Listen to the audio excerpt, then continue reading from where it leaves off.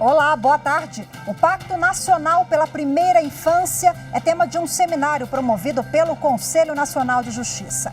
A ideia é discutir políticas públicas para garantir direitos das crianças do Nordeste. A importância da iniciativa é um dos destaques do Jornal da Justiça, primeira edição de hoje. E você vai ver também.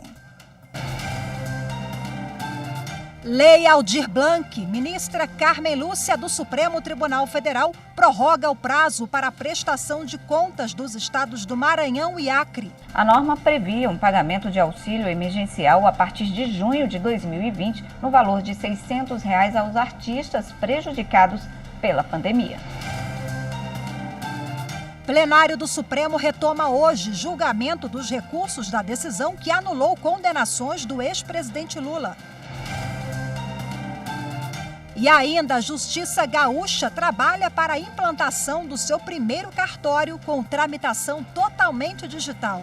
O Poder Judiciário inova e adapta-se às novas exigências da sociedade.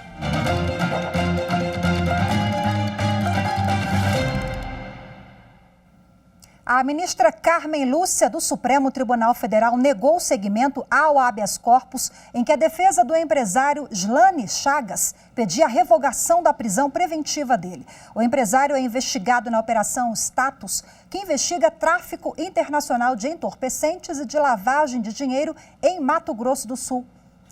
Bom, de acordo com a ministra Carmen Lúcia, o pedido da defesa é contrário à jurisprudência do Supremo, pois questiona uma decisão monocrática do Superior Tribunal de Justiça, cuja jurisdição ainda não se esgotou. A ministra também não verificou ilegalidade ou anormalidade na decisão do STJ, que justificasse a análise do habeas corpus de forma excepcional. Carmen Lúcia afirmou ainda que a prisão preventiva está fundamentada na gravidade concreta das condutas atribuídas ao empresário e na sua periculosidade. Bom, e falando na ministra Carmen Lúcia, em mais uma decisão da ministra, ela prorrogou o prazo da prestação de contas dos estados do Acre e Maranhão à União, relacionada aos repasses de auxílio ao setor cultural durante a pandemia. A ministra Carmen Lúcia concedeu liminar aos dois estados e prorrogou o prazo para que eles prestem contas ao Ministério do Turismo de valores recebidos por meio da Lei Federal Aldir Blanc, até que o mérito das ações seja julgado. O prazo para prestar contas encerraria em junho deste ano. Com a decisão, a União não pode aplicar sanções aos estados. A Lei Aldir Blanc foi regulamentada por um decreto em agosto do ano passado. A norma previa um pagamento de auxílio emergencial a partir de junho de 2020 no valor de R$ 600 aos artistas prejudicados pela pandemia. Ao conceder a liminar, a ministra Carmen Lúcia considerou a urgência do pedido no atual contexto econômico e social. A ministra já havia decidido no mesmo sentido para os estados do Ceará, Bahia e Pará. A Suprema Corte começou a julgar os recursos do Ministério Público Federal e da defesa do ex-presidente Lula contra a decisão monocrática do ministro Edson Fachin, que anulou todas as decisões tomadas pela 13ª Vara Federal de Curitiba nas ações penais contra Lula e determinou o envio dos autos para a Justiça Federal do DF. Bom, no primeiro recurso analisado, a maioria dos ministros decidiu que cabe ao plenário do STF julgar a anulação das condenações do ex-presidente Lula. Acompanhe na reportagem de Marta Ferreira. O recurso do Ministério Público Federal pede que o plenário reconheça a competência da 13ª Vara Federal de Curitiba e preserve todos os atos processuais, inclusive as condenações de Lula. Já a defesa do ex-presidente alega que cabe à segunda turma julgar a ação e não ao plenário do STF. Os ministros começaram o julgamento pelo pedido dos advogados do ex-presidente. Se a competência para julgar os recursos é do plenário ou da turma. O ministro Edson Fachin citou precedentes de casos julgados em turmas que foram parar no Tribunal Pleno.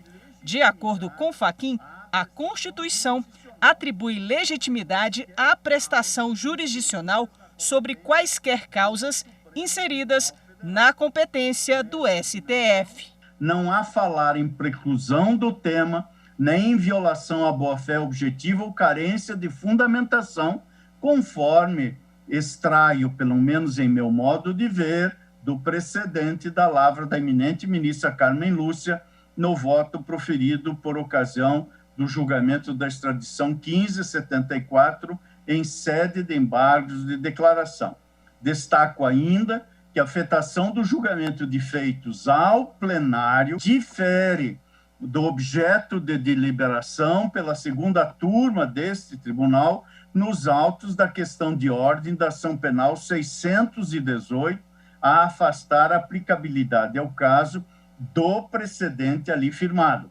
Na minha compreensão, a regularidade, portanto, é regular a afetação ao plenário desse Supremo Tribunal Federal. O ministro Ricardo Lewandowski abriu divergência. Houve uma decisão monocrática proferida pelo relator, ministro Edson Fachin, a primeira delas nesse caso, que além de conceder a ordem, revogou a decisão que havia submetido o habeas corpus ao plenário da Corte. Ou seja, há uma primeira decisão em que devolveu a jurisdição para a segunda turma. Para além da ausência de fundamentação adequada, eis que não foram expostas as razões modificativas para a reafetação ao plenário, diferentemente do que ocorre com o julgamento do habeas corpus, os citados dispositivos do regimento interno do Supremo Tribunal Federal não autorizam a afetação de recursos interpostos contra a decisão monocrática do relator ao plenário. Por maioria, o plenário seguiu o entendimento do relator. A Corte, por maioria, negou provimento ao agravo que se voltava contra a afetação do recurso ao plenário, vencidos os ministros Ricardo Lewandowski e Marco Aurélio. A quarta turma do Superior Tribunal de Justiça definiu que proteção do credor e de terceiros justifica registro de protesto contra alienação de bem de família. O colegiado decidiu que é possível a averbação de protesto contra alienação de imóvel classificado como bem de família, não para impedir a venda do imóvel impenhorável, mas para informar terceiros de boa-fé sobre a pretensão do credor, especialmente na hipótese de futuro afastamento da proteção contra a penhora. Com a decisão, a quarta turma manteve acórdão do Tribunal de Justiça de São Paulo, que no âmbito de execuções em que não foram localizados bens penhoráveis, deferiu a averbação do protesto em caráter informativo na matrícula de imóvel protegido pela lei que dispõe sobre a impenhorabilidade do bem de família. De acordo com o credor, o protesto seria necessário para resguardar os direitos futuros, bem como para alertar os compradores em potencial do imóvel familiar. Ele sustentou que, em caso de morte da devedora, ele poderá ser habilitado no espólio, possibilitando impedir a alienação de bens antes do pagamento do débito. A devedora recorreu da decisão do Tribunal de Justiça de São Paulo e alegou no STJ que não existe direito do credor ao protesto, porque ele não poderia executar o imóvel tendo em vista a impenhorabilidade assegurada pela lei.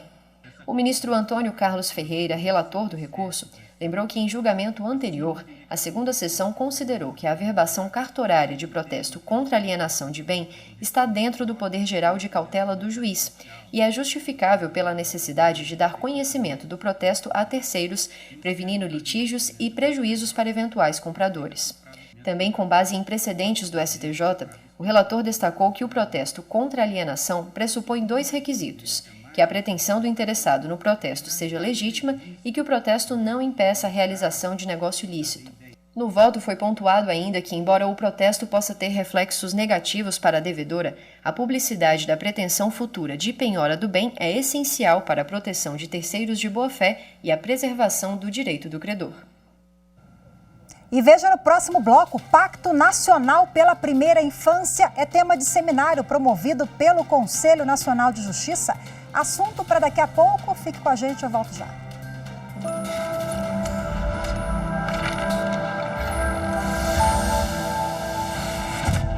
A Constituição é a lei máxima de um país, cuja finalidade maior é proteger a sociedade, através de diretrizes e princípios que serão seguidos por todos. A Constituição institui os parâmetros do sistema jurídico e consagra as normas, diretrizes e prioridades que foram legitimadas pela sociedade.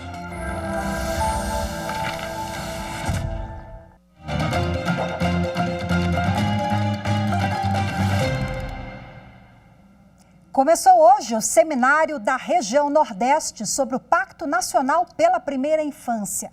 O evento, organizado pelo Conselho Nacional de Justiça, tem o objetivo de discutir políticas públicas para garantir os direitos fundamentais das crianças.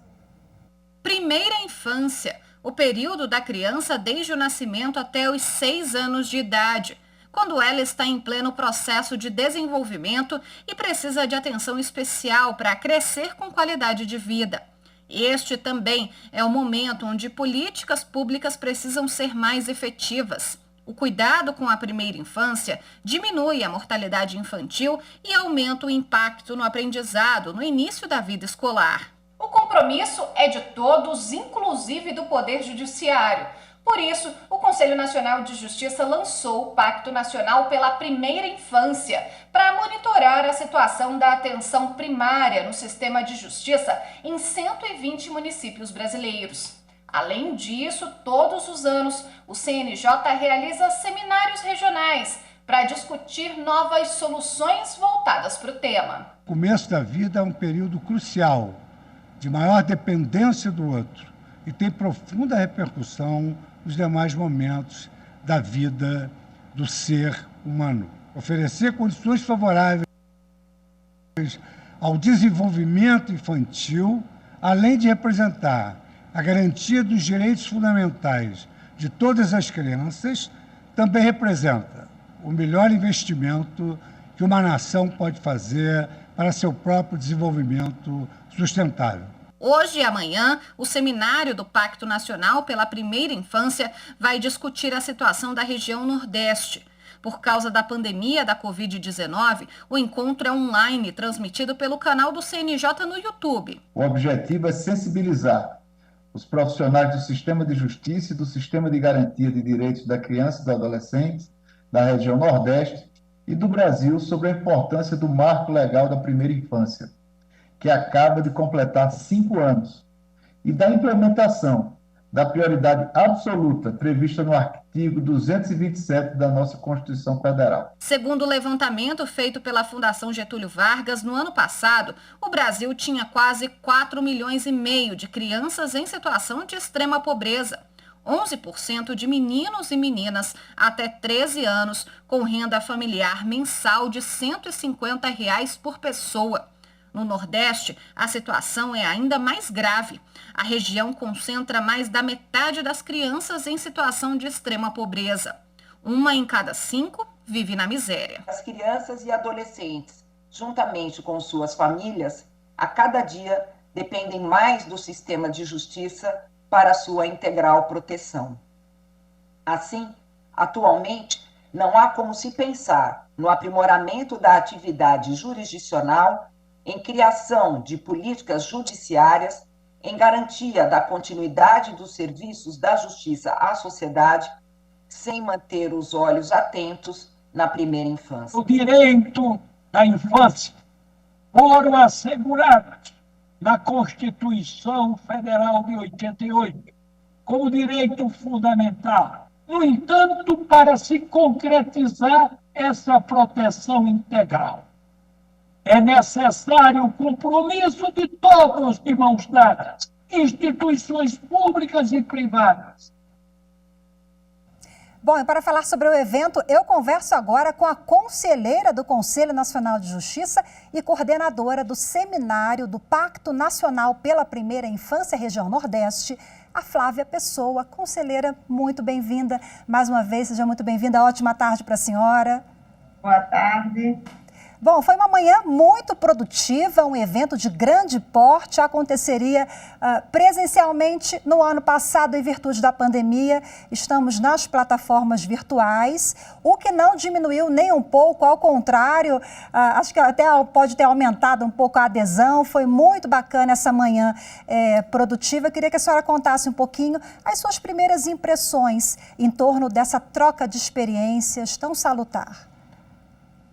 A manhã de hoje ela foi destinada, a afirmar as adesões ao Pacto Nacional, porque a gente sabe que o Pacto Nacional pela Primeira Infância, ele começou a ser firmado em 2019, e desde então o CNJ vem desenvolvendo um projeto chamado A Justiça Começa pela Infância, começa na infância. E aí, desde então, a gente vem, né, trabalhando tanto com o pacto quanto com o projeto. Entre as diretivas do pacto estava justamente fazer um evento em cada região do país. Esse da região do Nordeste estava previsto para o ano passado. Mas eu convido todos e todas a assistirem, né, no canal do YouTube do CNJ, vai passar hoje à tarde, amanhã pela manhã e pela tarde, porque nós teremos inúmeras boas práticas. Hoje pela manhã, o que tivemos? A adesão ao pacto. Então, os estados do Nordeste, tribunais do Nordeste, o Ministério Público, as defensorias públicas, o sistema de justiça como um todo, aderiram ao pacto, esses da região Nordeste, e aí começaram, na parte da manhã, a serem expostas as boas práticas, né? Os planos, os projetos que vão sendo desenvolvidos nos tribunais. Hoje, pela manhã, do ponto de vista nacional, o que vem sendo feito pelo CNJ, o que vem sendo feito também pelo Poder Executivo em nível nacional. E a partir de hoje à tarde, a gente vai ter as temáticas divididas não por estados, mas sim por temáticas. Então, assim, a gente tem a parte de educação na primeira infância, alimentação na primeira infância, todas as questões relativas à paternidade responsável, ao acolhimento. Então, são diversos painéis. Esses painéis vão sendo tratados, aí sim, relacionados à atividade que vem sendo desenvolvida em cada estado. Então, os painéis são bem plúrimos, né, porque apresentam boas práticas de cada um dos estados dentro daquela temática. E o objetivo final, porque o próprio pacto, quando foi firmado, continha entre um dos seus objetivos que se identificassem as boas práticas e que se divulgassem essas boas práticas. Então, a forma que nós temos, né, de divulgação é justamente chamar os seus respectivos atores, aqueles que estão realmente na base, fazendo acontecer, para que eles possam divulgar isso com os colegas de profissão. Então, vamos divulgar e multiplicar essas boas práticas em todo o país, né, conselheira? Bom, o evento é voltado para operadores do direito, mas a sociedade civil, ONGs, outras instituições também podem e devem participar, né? Com certeza, até porque quando a gente está falando do sistema protetivo da infância, existe uma atuação muito forte do Poder Executivo e das instituições, tanto públicas quanto privadas, né, as ONGs, que têm uma atuação específica nessa matéria. Temos também órgãos internacionais, né, a Unicef, a Unesco, que está apoiando o CNJ no nosso prêmio sobre as boas práticas. Então, é importante que todos participem, todos que tenham um olhar voltado à infância. Então, como eu disse, nós temos painéis tratando de educação, nós temos painéis tratando de saúde. Então, muitas vezes, profissionais da área de saúde, não propriamente exclusivamente da área de saúde na infância, mas profissionais da área de saúde que acabam prestando um atendimento também à infância, a esses profissionais também o evento interessa. Quais são os principais gargalos, em linhas gerais, para dar efetividade a políticas públicas na defesa da primeira infância, conselheira, hoje no país? Como sempre, né, nós temos um país em que temos dificuldades orçamentárias e, evidentemente, essas dificuldades orçamentárias refletem todos os direitos sociais. Entre os direitos sociais também os direitos da primeira infância. Agora, como já foi ressaltado aí na reportagem, é na primeira infância que nós estamos definindo o futuro do país, né? Porque a primeira infância que vai de 0 a 6 anos, ali que é formado toda o capacidade, o potencial cognitivo daquelas crianças. Então, se a gente quer um país de futuro, né? A vida inteira a gente ouve falar o Brasil é o país do futuro. Então, precisamos nos voltar a essa primeira infância. Então, o CNJ, o Poder Judiciário, o Sistema de Justiça e também o Poder Executivo, o Poder Legislativo, que estavam todos hoje pela manhã na assinatura do pacto, todos esses atores sociais, eles têm que ser chamados à responsabilidade para atuar justamente na primeira infância, porque, como eu disse, é o futuro do país. É um projeto de nação, né? A senhora bem colocou muito bem o presidente Fux ali na abertura. Ok, bom trabalho hoje à tarde, feita a divulgação nas plataformas virtuais, no YouTube, você pode acompanhar. Hoje à tarde tem mais. Conselheira, muito obrigada. Obrigada. E até a próxima. Boa tarde para a senhora. Até. E você vai ver a seguir, Justiça Gaúcha trabalha para a implantação do seu primeiro cartório com a possibilidade de uma tramitação totalmente digital. Os detalhes em instantes.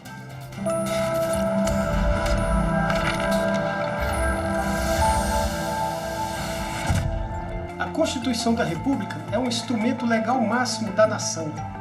Ela nos traz os fundamentos do Estado Democrático de Direito, norteia os valores e princípios que devem ser perseguidos pelo Estado. Serve ainda de baliza limitadora para todas as demais normas que jamais devem contrariá-la. E principalmente assegura os direitos e garantias fundamentais de todo e qualquer cidadão.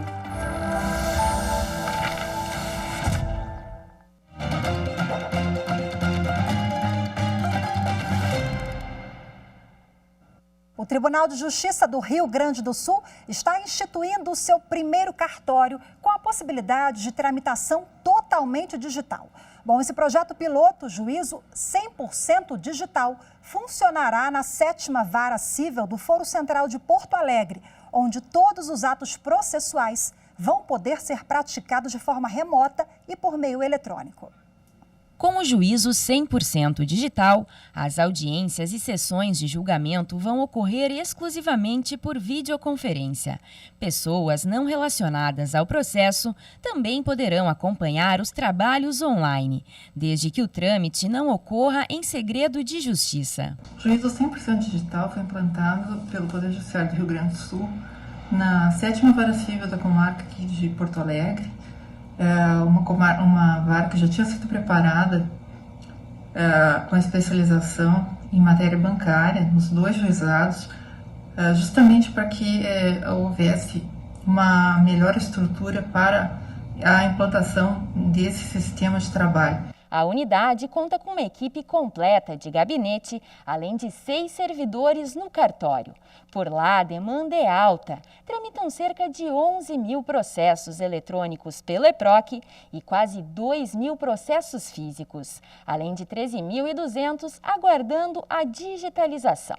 O juiz de direito titular da vara considera que o processo é de adaptação de todos os envolvidos e que o projeto piloto deverá dar as diretrizes para os passos futuros. Será possível avaliar, então, os pontos positivos do sistema e também se verificar as dificuldades na sua implantação.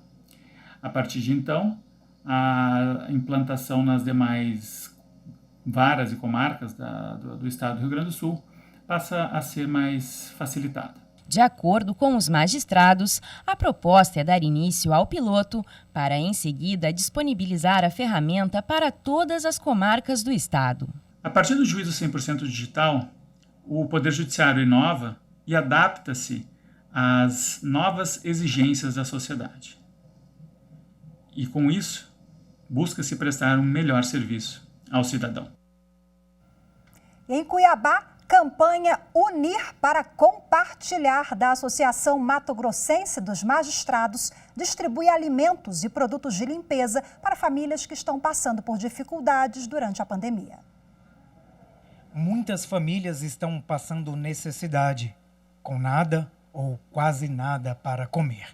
Mirtes é doméstica, mas com a pandemia ficou desempregada. Ela foi uma das 700 famílias de 3 bairros de Cuiabá que receberam cestas básicas distribuídas pela campanha Unir para Compartilhar, da Associação Mato Grossense dos Magistrados, que tem apoio de empresários e da população. Aí as coisas estão difíceis, às vezes falta coisa de comer, entendeu? Essas coisas aí. Está muito difícil com essa pandemia. Aí eu ainda machuquei meu pé, fui afastada do serviço, né? Aí essas coisas chegam na hora certinha que a gente precisa. Tem muitas coisas que veio na cesta que a gente ainda não comeu. Só eu e minha esposa, né? E 2 netinhas, dá para garantir mais de mês, né? Muito boa ajuda mesmo. A campanha que levou alimentos, produtos de limpeza e alento foi bem aceita. Tanto que foi preciso um caminhão para transportar as doações. Essas famílias que estão aqui recebendo hoje no Pé da 90 e nesses bairros que nós selecionamos são pessoas de baixa renda, que não têm condições financeiras e que estão passando por um momento de bastante dificuldade. Então, esse é o compromisso da magistratura com a sociedade mato-grossense. A carência é enorme de tudo. Então, tudo que a gente puder fazer e continuar fazendo é muito importante para o bem-estar da comunidade. Muitas pessoas carentes que estão precisando. Então, se todo mundo ajudar um pouquinho, acaba fazendo a felicidade de muita gente. É um judiciário que se preocupa no bem-estar da sociedade, não só em dirimir conflitos, não só em resolver processos, mas, sobretudo, de participar dessa sociedade. Ele está inserido nesse contexto de reconstrução, de auxílio, de solidariedade. Com essa matéria inspiradora, o Jornal da Justiça, primeira edição de hoje, fica por aqui. Muito obrigada pela sua companhia. Ótima tarde. Até amanhã. Tchau, tchau.